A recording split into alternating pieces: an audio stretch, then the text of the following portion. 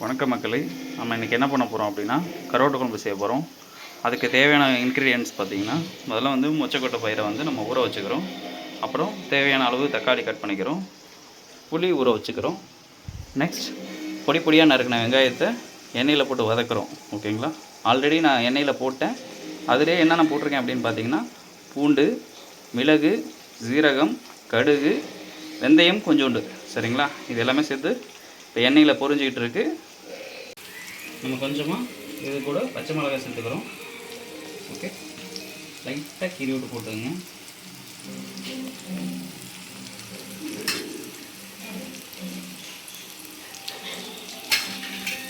அது நல்லா கொஞ்சம் வதங்குற அளவுக்கு லோ ஃப்ளேம்லேயே வச்சு பண்ணுங்கள், அதுவும் நல்லாயிருக்கும். ஓகே, வெங்காயம் இப்போ நல்லபடியாக வதங்கியிருக்கு. இப்போ நமக்கு நெக்ஸ்ட் என்ன பண்ண போகிறோம் அப்படின்னா, தக்காளி 2 தக்காளியை வந்து அரைச்சி வச்சுருக்கேன், அதை இது கூட நான் சேர்க்குறேன். ஓகேங்களா? தக்காளி அரைச்சி சேர்க்கும்போது அதோட திக்னஸ் நல்லாயிருக்கும், ஃப்ளேவரும் கொஞ்சம் நல்லா சூப்பர் டேஸ்ட்டாக இருக்கும்.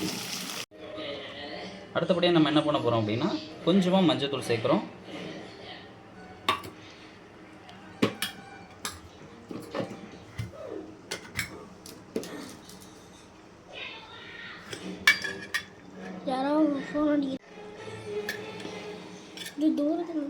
அடுத்தபடியாக நம்ம மிளகாத்தூள் சேர்க்குறோம்.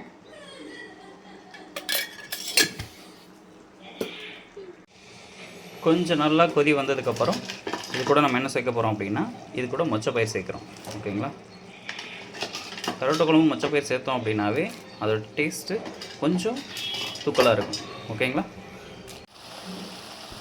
இது நல்லா வெந்துக்கிட்டு இருக்குது. அடுத்தபடியாக இது கூட என்ன சேர்க்குறோம் அப்படின்னா, புளித்தண்ணி சேர்க்குறோம். ஓகே,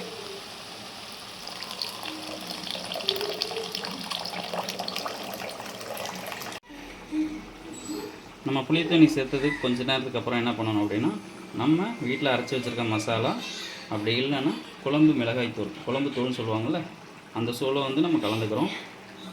ஸோ தேவையான அளவு.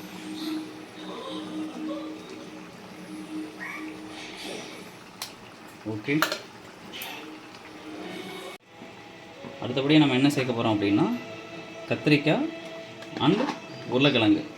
எப்போவுமே கருவாட்டு குழம்புக்கு வந்து கத்திரிக்காயும் உருளைக்கிழங்கு போட்டோம் அப்படின்னா டேஸ்ட் நல்லாயிருக்கும். வேணும்னா நீங்கள் சேர்த்துக்கலாம், வேண்டானாலும் அப்படியே விட்டுறலாம், ஸ்கிப் பண்ணிடுங்க.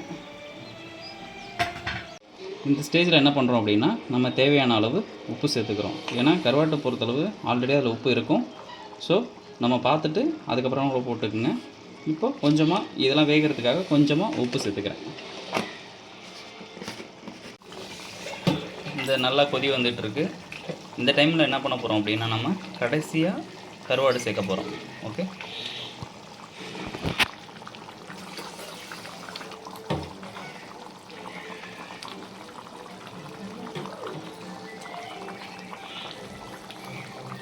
ஓகே, நம்ம இந்த கருவாடு ஆல்ரெடி நான் க்ளீன் பண்ணி வச்சுருந்தேன். ஸோ அதை அப்போ குழம்புல சேர்த்தாச்சு.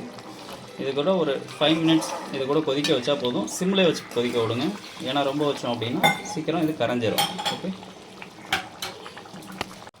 இந்த ஸ்டேஜில் உப்பு காரம் எல்லாம் கரெக்டாக இருக்கான்னு செக் பண்ணிக்கோங்க.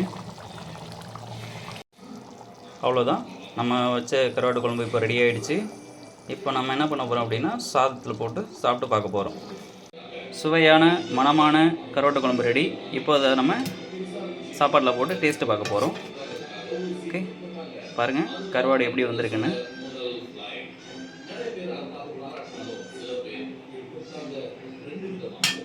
நீங்கள் சமைச்சு பார்த்துட்டு எப்படி இருக்குன்னு கமெண்டில் சொல்லுங்கள். தேங்க்யூ.